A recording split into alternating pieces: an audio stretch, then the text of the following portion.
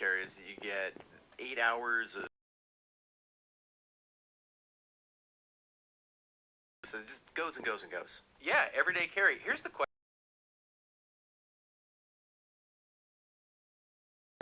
You know, they come with a little bitty lanyard, and there's a little hole on the side.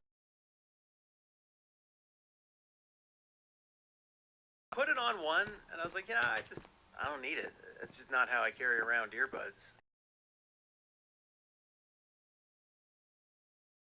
Actually enjoy it. I thought you might be a non-lanyard type person. I am a lanyard person. Why? Why? No.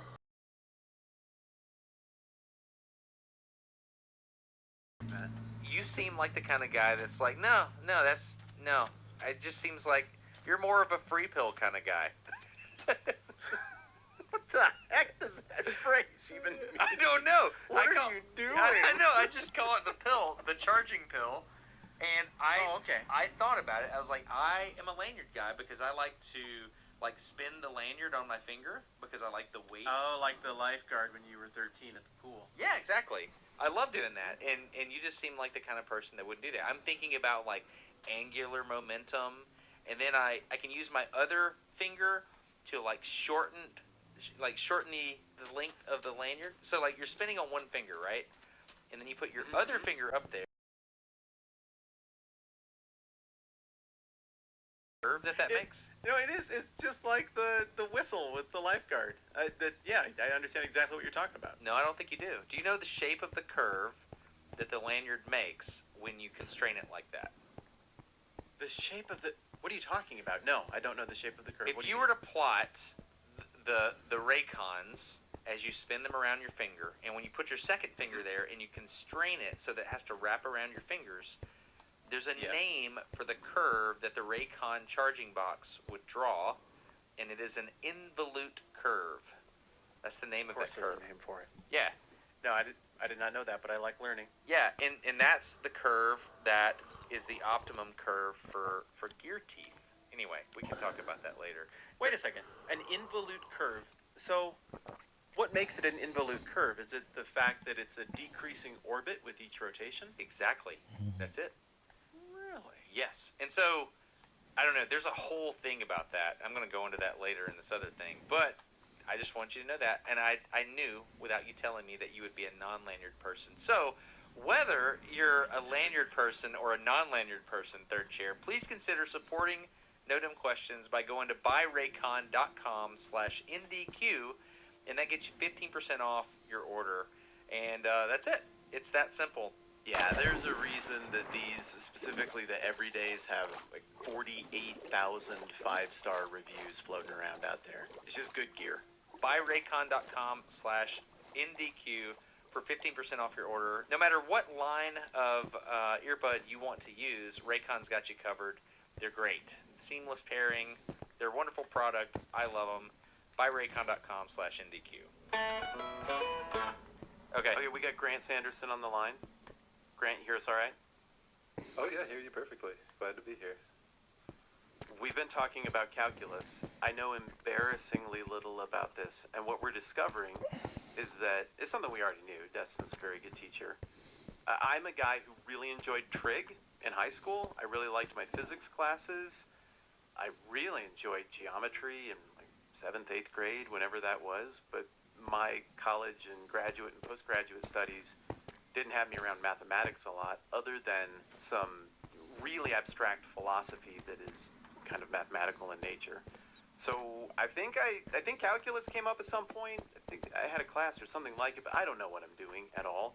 And so I asked Destin to bring this down to the most basic level.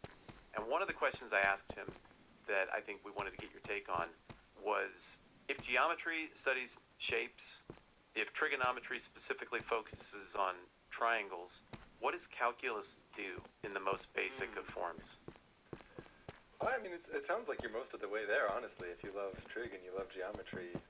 I would say in the most basic form, the things that are easiest to deal with are linear processes. So, some car is moving at 10 meters per second. What that means is that after 1 second, it moves 10 meters, and after 2 seconds, it moves twice that. After 3 seconds, it moves 3 times that. Things just add up nicely. And when you draw all of this out as graphs and shapes, you just get straight lines. And all of our intuitions kind of line up well. But a lot of the world is non-linear.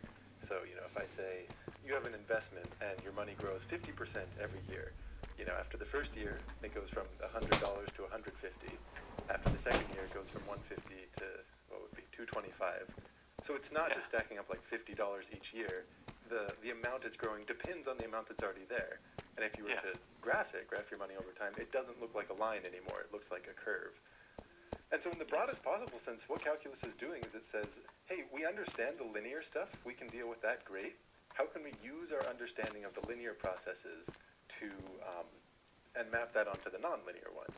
And the whole flavor of the study is to say, you zoom in a lot. Like sure, let's say your investment is growing in this nonlinear way. On the grand scope, it looks like this curve. But if you zoom in a lot, it just looks like a straight line. And if I said, your money grows 1% after 1 year, how much does it grow after 2 years? It's not exactly right, but it's basically right to say it grows 2% after those 2 years. Like it's approximately linear when you sort of zoom in and you have small numbers.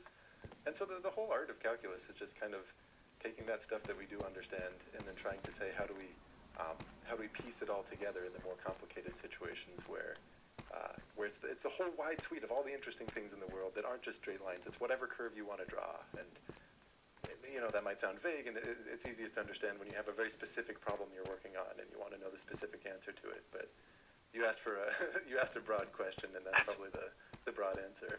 That's wonderful. I'm grinning with the grin that I have when something totally makes sense. And my guess is that we call it, the people who listen and participate in these conversations, we call them we're here because they super like Destin and they do what Destin does. And so I'm sure that they've been, because I know the people who listen, I know what they're like. I'm sure they've been gracious and patient with my ignorance in asking these questions, but also I'm sure that to some extent they're like, oh wow, this is really elementary stuff for what we do. But there's a whole huge percentage of people who listen to a program like this and they don't understand calculus or use it. They're like me, they work on other things. But they're competent enough to have the thing explained to them in basic terms and take something that has, for their whole lives, I bet, just been a metaphor for real complicated math that's too smart for normies like us. And now all of a sudden, there's a box for it. It does what you just said, and what you just said made sense to me. Mm-hmm. So on behalf of all of us, thank you. Doesn't it, calculus? Like yes, the word itself strikes fear in a lot of people, and it's sort of, it's meant to encompass the idea of like math beyond a certain point. And I think there's kind of an emotional reaction to it that, like if you just unpack it and you look at some specific case, like everyone thinks about curves, or they think about when like, they might not use the word nonlinear, but they think about when things don't just add up the way that you might expect. Like all the subject is in math is just trying to grapple with that. It's a funny thing where like, it's both way easier than it sounds, right? Like it sounds like this intimidating thing, calculus, and you get into it, you're like, okay, in principle this is fine. But it's also way harder than people give appreciation for it. Like there's so many different depths at which you can understand it. You take 2 years course in it in college or something, and you can solve problems and do a bit of engineering. But then when someone really starts asking these annoying questions of how exactly things are defined and get into the philosophy of infinitesimals and things like that, like, it actually is a really hard subject, or there's a lot of nuance, and in some ways the reaction that people have at the outset of this intimidating sounding thing is sort of justified when you get into it. Like there's a reason that historically people grappled with it for quite a while, and like even the version that Newton and Leibniz kind of invented was not really rigorous. It wasn't solid math for around like 100 years even after they kind of initially forayed into it. So when people do have that reaction or that sense that it's a complicated thing, it's worth recognizing that that's, like, even the smartest minds have agreed. To oversimplify things, it feels to me like when I did geometry and trigonometry, and those are skills I've continued to use my whole life, it feels like there's an end game to those. Like, all right, now I understand all the basic things that you can do in linear geometry. I get it, or circular geometry. I understand all the things you can do with trigonometry up to a pretty reasonable point. I mean, of course, I'm sure there's more. I'm not the knower of all the things. But it feels like calculus is just this catch-all with no end. to me, it feels like this frontier of knowledge that can encompass anything that I would ask beyond the boundaries I would now think of. Is that a reasonable understanding that there's something a bit more finite to how far that you can go with more linear processes? Yeah, I think that's a great description. It does have a certain boundlessness. I mean, I would say there are things at the frontier that aren't calculus, right? There's plenty of things we don't know that have nothing to do with the infinitude of calculus as it spins out. But what you're describing is head on, because by its very construction, it's saying let's answer all the things that are harder than the linear processes. But it's also confined in its own way, because the calculus itself has these limitations where it describes processes that are maybe not linear but smooth. Like when you draw the graph, it's a smooth curve. You could actually do it with your pencil. But there is, it's worth highlighting, or at least pointing out while you're talking about frontiers. There are a lot of very hard questions in math that become hard because they're not smooth, and because calculus, as powerful as it is, and all the tools that it provides, don't address it at all. So like fractals would be an example here, or processes that have a certain kind of chaos and infinite roughness to them when you try to draw out what they're doing. Even something which is infinite and has this boundlessness feel is still not all-encompassing. I don't know if that's more or less comforting, but it's worth pointing out. It's more comforting. Kind of fence around it. It's more comforting because you get to a certain place in abstract thought and philosophy where you're like, all right, look, these are the possibilities for this philosophical question. Questions about knowledge, questions about determination, certain ethical questions. It feels like you can kind of get to the end of it, and then to get any further, you've got to go into the open-ended stuff, where you're almost into running alternate simulations to the metaphysical reality that we think we experience in order to go back and revisit those simpler subjects you'd cover as a freshman or a sophomore undergraduate student in philosophy. So like, when you say a fractal, are you talking about like the unpredictability of how things break, to use a simple term? Or is it... Well, yeah, here. I'll give you a concrete example, because it's easy to get vague if you just try to say this abstractly. Let's say you're modeling population growth, and so you've got some population out there of rabbits, and the simplest model would be that the rate at which it grows is proportional to the population itself. The more rabbits there are, the more are there to have babies, and so you would expect that the bigger the population, the higher the rate of growth as well, and that would give you this exponential curve. But more realistically, you've got resource constraints. You can't have trillions and trillions of rabbits. They eventually run out of food. So if you add another term in there that says, okay, that rate of growth is not just proportional to the size, but it's also proportional to some kind of rate-limiting capacity minus the current population. So the closer the population gets to this capacity, how much food is there out there or something. In calculus, and you're doing differential equations, it's a hard problem, but it's very solvable. And if you were to graph it as a curve, instead of an exponential curve, you get a logistic curve, which looks like the letter S. It starts to curve upward like an exponential, and then it hits this inflection point where it starts to then curve downward and kind of tapers off and approaches that carrying capacity. All this is wonderful. It's solvable. It's intuitive. It lines up with our sense of how a lot of things grow and then sort of taper off. Where it gets interesting is if you ask the question not in terms of calculus with smoothness and continuous time and things like that, but you say, what if rabbits are a seasonal animal, and all of this reproduction doesn't happen in a continuous way, but it happens every year? So there's kind of this discrete moment when all the babies are had, and that happens every year. What would happen if you have the same governing law that says, in general, they grow in proportional to the population, but you've got this carrying capacity? Right. And then the answer, even though in calculus land it's simple and solvable and students can handle it, the answer becomes so wildly interesting. It's hard to even describe. But basically, like depending on the factor involved, either it will they stabilize to just approach some constant population, or if you tweak that carrying capacity a little bit and you tweak the rate of growth, and you get the numbers just right, you can get it to oscillate between two populations. You would expect that every other year the rabbits are big, then the rabbit population is small, and it always oscillates. If you tweak it a little further, that period doubles, and you can get it to oscillate between four population sizes. And if you keep doing this, you get this period doubling, and eventually you get literal chaos. Like the pattern, it's not randomness, but the predicted pattern from the equations of what the rabbit population will be is that there's no repetition. Just every year it's a different population size with no apparent pattern. And people have tried to like graph and geometrically kind of describe this relationship between the parameters you can tweak and the populations it cycles between. And it's a shame this is a podcast because there's such a beautiful image that comes about. But you get this fractal, this infinitely intricate shape that no matter how far you zoom in, it has more intricacy, it has all this self-similarity. And it's such a weird thing where this simple question that the students in a second-year calculus course could be answering when you ask about things that are smooth, if you slightly change your assumption to make it a little bit more real-world, it goes from a student exercise to being kind of infinitely intricate. And that you see this a lot where the scope of what calculus can do is great and it's wide, but it's still fenced in. It has limitation, and it's not really the be-all and end-all of solving engineering tasks or of addressing the questions about the world, because sometimes things aren't smooth.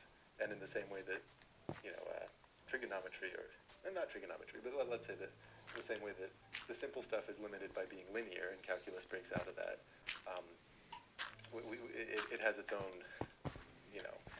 constraints, which leaves open a whole wider frontier of how you handle not just the nonlinear questions, but the non-smooth ones. You genuinely love math, don't you? Oh, God. I mean, you said to keep it short, but I will. Honestly, you've got to shut me up at some point, because I honestly would happily talk for hours and hours here if you didn't rein it in.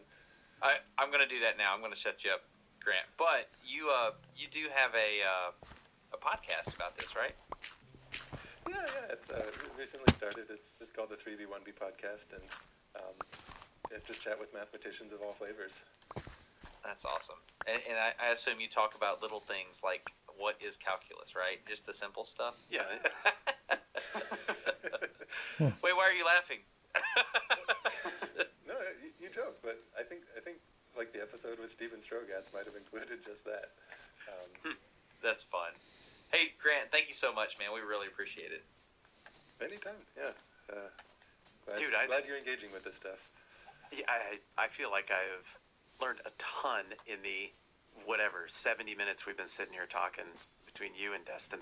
Thank you, both of you guys, for being able to think outside of the volumes of knowledge and understanding that you've gained to be able to remember what it was like to not know that, and therefore to be able to come back to people who don't and make it make sense. That's awesome. I'm distracted right now because Grant was telling me about this chaos stuff, and I'm sitting here trying to figure out why cicadas come out every 13 years. And you did that to me, Grant. Enjoy the rabbit hole. It's a deep one. Thank you so much, Grant. Thanks, buddy. Thank you. Have a good one. You too. Grant's awesome. Grant's awesome. And Yeah. you guys both are. No. I asked a very complicated question. Take the version of math that everybody thinks of as being the hardest thing and make it make sense to somebody who doesn't know anything about this stuff. That's impressive, man. There are next levels. The hardest math I ever did was called continuum mechanics, and you learn about these things called tensors. And I don't even want to talk about them because I hate them. Okay. But a tensor, I'm doing it now anyway. A tensor is a matrix of matrices, and it's crazy. You use this thing called the Einsteinian notation, and I remember getting out of that class and like thinking to myself, okay, that's the best I'll ever be at math.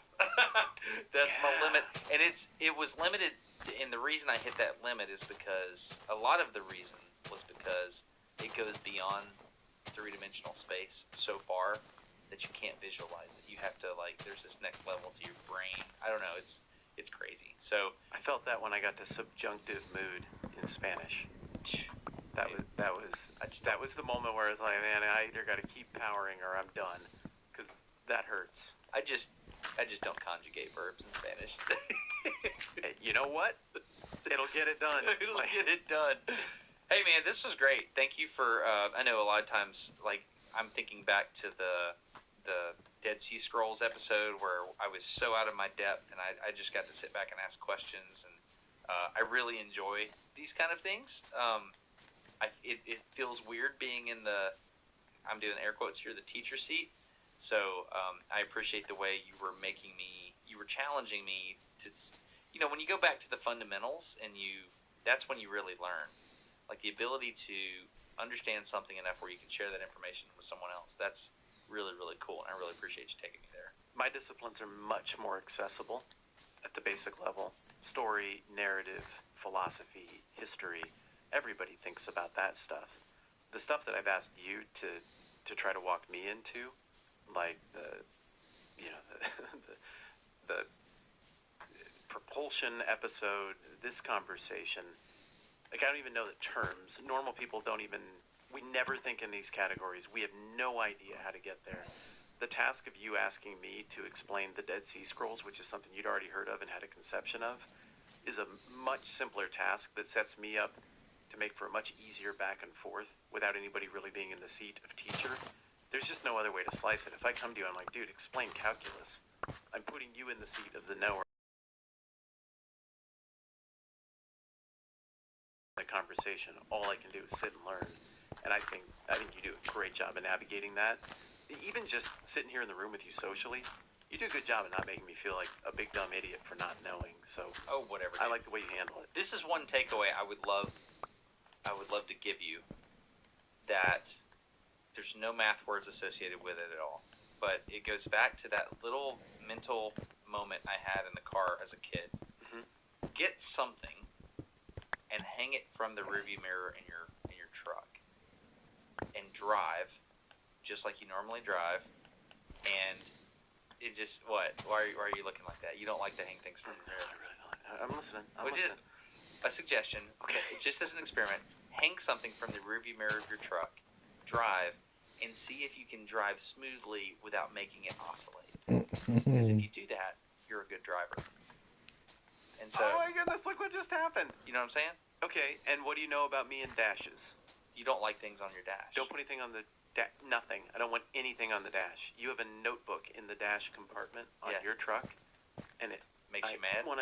It doesn't make. I just want to do something with it. I want to grab it and make it go away with my hand, because it bothers me that it's there. Because when you turn or accelerate or brake, it moves, and for me, having anything on the dash, I intuit what it's going to do when I move the vehicle, and I'm afraid one of two things are going to happen.